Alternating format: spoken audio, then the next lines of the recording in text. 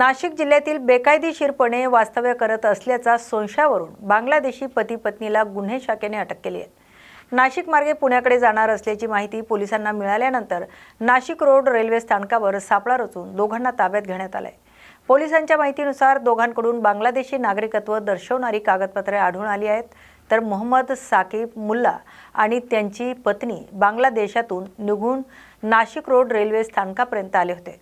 त्यानंतर बसने पुण्याकडे जाण्याच्या तयारीत असतानाच पोलिसांनी त्यांना ताब्यात घेतले। दरम्यान 15 ऑगस्टच्या पार्श्वभूमीवर या दोघांचं नाशिकमध्ये येण्यामागचा नेमका काय उद्देश होता याचाही पोलिसांकडून चौकशी केली जाते। नाशिकमधील त्यांचं वास्तव्य आणि प्रवासामागील कारणांचा तपास गुन्हे शाखेकडून सुरू आहे। काल रोजी नाशिक शहर येथे क्राइम ब्रांच युनिट 2 काल रोजी क्राइम ब्रांच युनिट 2च्या पथकाला माहिती मिळाली की एक पुरुष आणि स्त्री जे बांगलादेशी आहेत ते अवैध मार्गाने भारतामध्ये आलेले आहेत आणि ते व्हाया नाशिक पुढे पुण्याला जाणार आहेत अशी त्यांना खबऱ्यामार्फत माहिती मिळाली। या माहितीनुसार क्राइम ब्रांच युनिट 2 पथकाचे श्री तोडकर तोडकर व त्यांची टीम यांनी नाशिक रोड रेल्वे स्टेशन येथे सापळा लावला। त्यांना मिळालेल्या माहितीप्रमाणे त्यांनी एक पुरुष व एक महिला यांना ताब्यात घेतलं। यांना ताब्यात घेतल्यावर असं लक्षात आलं की त्यांच्याकडे बांगलादेशी ते रहिवासी असल्याचे त्यांना त्यांच्या मोबाईलमध्ये त्याच्यासोबत पुरावे सापडले। या पुराव्यानुसार ते निष्पन्न झालं की हे व्यक्ती बांगलादेशी आहेत आणि हे बांगलादेशमध्ये मधून येऊन पुण्याकडे जात आहेत। यावरून त्या दोन व्यक्तींना ताब्यात घेतलेला आहे, त्यांच्यावरती गुन्हा दाखल करण्यात आलेला आहे आणि त्यांना काल अटक करण्यात आलेला आहे। याच्यामध्ये पुढील तपास सुरू आहे। हे दोघेही आहेत, हे तरुण आहेत, पती पत्नी आहेत। ते बांगलादेशवरून निघाले होते आणि ते पुण्याला जात होते असं प्रथमदर्शनी दिसतंय। ते पुण्याला नेमके कुठे कुणाकडे जात होते आणि ते बांगलादेशवरून कुठून आले याच्याविषयी आणखी तपास सुरू आहे। त्यांना नाशिकमध्ये त्यांचा राहण्याचा उद्देश नव्हता असं दिसतंय। बाय ट्रेन ते नाशिक रोड पर्यंत आले होते आणि इथून ते परत बाय बस पुण्याला जाणार होते। त्यांना नाशिकमध्ये राहायचं नव्हतं म्हणून त्यांचं नाशिकमध्ये येतानाच आपल्याला माहिती मिळाली की ते नाशिकमध्ये थांबणार आहेत आणि स्टेशनवरती उतरणार आहेत। त्याप्रमाणे त्यांना स्टेशनवर आपण ताब्यात घेतले। त्यांची नावं जी आहेत, मोहम्मद साकिब मुल्ला एका व्यक्तीचं नाव आहे आणि जी त्यासोबत महिला होती तिचं नाव आहे नाहिदा बादशाह मुल्ला। सद्यस्थितीमध्ये अजून असं काही स्पष्ट नाहीये, तपासामध्ये सर्व स्पष्ट होतील। नंदुरबार शहरासह जिल्ह्यात काल रात्री दमदार पावसाने हजेरी लावली आहे। तर पावसामुळे नदी नाल्यांना पाणी आलं असून शहराला पाणी पुरवठा करणाऱ्या वीरचक्र प्रकल्पातील पाणीसाठ्यातही वाढ होण्यास सुरुवात झाली आहे। मात्र प्रकल्पात अद्याप पुरेसा पाणीसाठा उपलब्ध नसल्याने नंदुरबार शहरातील नागरिकांना सध्या 2 दिवसाआड पाणी पुरवठा केला जातोय। आणखी पाऊस झाल्यास प्रकल्पातील पाणीसाठ्यात वाढ होण्याची शक्यता आहे।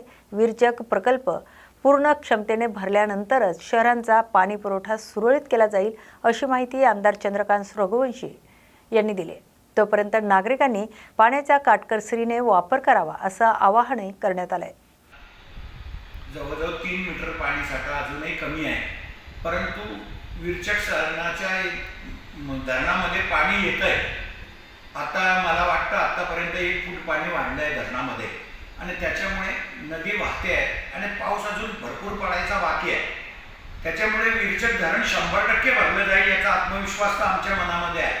फक्त निसर्गाने साथ दिली पाहिजे आणि मला आत्मविश्वास आहे आता जरी 2 दिवस आड पाणी असेल तरी लवकरात लवकर तो धरण भरेल आणि आम्ही 1 दिवसाआड पाणी करू।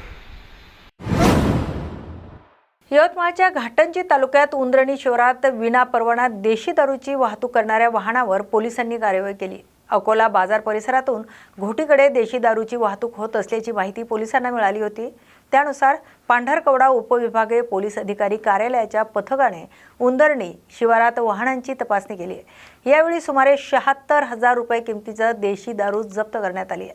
तसेच दारू वाहतुकीसाठी वापरण्यात आलेली वाहने ताब्यात घेण्यात आली आहे। एकूण 2,76,000 रुपयाचा मुद्देमाल पोलिसांनी जप्त केला आहे। या प्रकरणी सचिन श्रीरामजवार, गणेश नेवारे आणि अनिकेत मानकर या तिघांविरुद्ध महाराष्ट्र दारूबंदी अधिनियमाच्या संबंधित कलमानुसार गुन्हा दाखल करण्यात आला आहे। जप्त केलेल्या दारूचे नमुने रासायनिक विश्लेषणासाठी पाठवण्यात आले आहेत. तर पुढील तपास पोलिसांकडून सुरू आहे. न्यूज मराठी 24/7मधून निलेश कुरमेरकर, यवतमाळ जिल्हा प्रतिनिधी. आज आपण आलेलो आहोत घाटंजी तालुक्यातील उंदरणे ते घोटी रस्ता. ह्या रस्त्यामध्ये आज एक गाडी पकडल्या गेलेली आहे. तर त्या गाडीमध्ये काय काय माल सापडलेला आहे. तर आपल्या संघ आता पांढरकडा पोलीस आपल्यासोबत आता अवेलेबल आहे. तर आपण सरांना विचारू की हे गाडीमध्ये काय काय माल सापडला आणि कोणाचा माल होता. सर नमस्कार, तुमचं नाव सर? मी police head constable Prashant चौकडे, SDPO कार्यालय पांढरकवडा येथे नेमणुकीस आहे. आणि उंदरणी ते रामपूर या रस्त्यावर घोटी रस्त्यावर अवैध दारू वाहतूक संबंधाने आम्हाला खबर मिळाली होती. आमच्या सरांना वगैरे त्यांनी आम्हाला पाठवलं. तर सदर वाहन आम्ही या ठिकाणी पकडलेलं आहे. आणि या वाहनामध्ये एकूण 18 पेट्या देशी दारू आहे. आणि हे वाहन आणि हा आरोपी आहे. आणि सदर पुढील तपास आता सुरू आहे. SDPO साहेब रॉबिन बन्सल साहेब यांच्या मार्गदर्शनाखाली आमचे साहेब IPS आहे. आणि तपास विचारपूस करून साहेबाच्या मार्गदर्शनामध्ये पुढील तपास होणार. तर धन्यवाद सर. तर बघू शकता आपलं पांढरकडा पोलीस प्रशासन किती सक्षम आहे आणि किती फास्टमध्ये कामं करत आहे. तर अशा पोलीसवाल्याला सॅल्यूट करायलाच पाहिजे. आणि अशा पोलीसवाल्याची पण नेमणूक चांगल्या पद्धतीनं झाली पाहिजे. न्यूज मराठी 24/7मधून निलेश कुरमेरकर, यवतमाळ जिल्हा प्रतिनिधी. रायगडच्या पेण उपजिल्हा रुग्णालयात प्रसूतीसाठी दाखल झालेल्या महिलेच्या उपचारात निष्काळजीपणा झाल्याचा आरोप करण्यात आला आहे. प्रसूती काळ सुरू असताना डॉक्टरांनी वेळेत तपासणी केली नाही असा आरोप रुग्णाच्या नातेवाईकांकडून करण्यात आला आहे. 10 ऑगस्ट रोजी पहाटे गौरी कडू या प्रसूतीसाठी रुग्णालयात दाखल झाल्या होत्या. ऑन ड्युटी नर्सने स्त्रीरोग तज्ज्ञांशी संपर्क साधण्याचा प्रयत्न केला, मात्र संपर्क न झाल्याने लेखी कॉल देण्यात आल्याचं सांगण्यात आलंय. दरम्यान प्रसूती कळा वाढल्याने रुग्णालयातच महिलेची प्रसूती झाली. यानंतर डॉक्टर आणि ऑन ड्युटी नर्समध्ये वाद झाल्याचं सांगण्यात येत आहे. नर्सला शिवीगाळ आणि मारहाण केल्याच्या तक्रारीवरून संबंधित डॉक्टरांविरोधात पेण पोलीस ठाण्यात गुन्हा दाखल करण्यात आलाय. या घटनेनंतर रुग्णालयातील कारभारांवर प्रश्न उपस्थित झाले आहेत. 1.5 महिन्यापासून डॉक्टर कृष्णा म्हणून इथे गायनेकोलॉजिस्ट म्हणून कार्यरत आहेत. दिनांक 9 ऑगस्ट रोजी मी नाईट ड्युटीवर होते. त्या दरम्यान एक डिलिव्हरीची पेशंट आली. गौरी देवजी कडू, सारसई आपट्याची पेशंट होती. ती 8 महिन्याची गरोदर होती. तिला चेक करण्यासाठी डॉक्टर कृष्णा यांना फोन केला. त्यांचा इनकमिंग कॉल बंद होता. त्यामुळे आम्ही त्यांना लेखी कॉल पाठवला सिक्युरिटीकडे, पण ते आले नाही. त्याच्यामुळे आम्ही परत एकदा त्यांना कॉल करून त्यांचा कॉल लागला नाही म्हणून लेखी कॉल पाठवला. परत त्यांनी रिटर्न कॉल केला व ते म्हणाले की पेशंट 8 महिन्याची गरोदर असल्यामुळे तिला तुम्ही अलिबाग सिव्हिल हॉस्पिटलला पाठवून द्या. त्याप्रमाणे डॉक्टर मराठे ड्युटीवर होते. त्यांच्याकडनं रेफरशीट भरून घेतली व पुढच्या हॉस्पिटलला पाठवण्याची व्यवस्था आम्ही सुरू केली. म्हणजे ॲम्ब्युलन्स अरेंज करण्याची व्यवस्था सुरू केली. 108ला फोन केला, 102ला फोन केला, पण 1 तास झाला तरी ॲम्ब्युलन्स काही उपलब्ध झाली नाही. त्याच्यामुळे पेशंटचा खूप वेळ झाला व पेशंटला डिलिव्हरीच्या कळा खूप जास्त चालू झाल्या व कशी तरी आम्ही डिलिव्हरी तिथे केली. त्यानंतर पेशंटची डिलिव्हरी होत नव्हती म्हणून तिला थोडं इपिसिओटोमी घ्यायला लागली.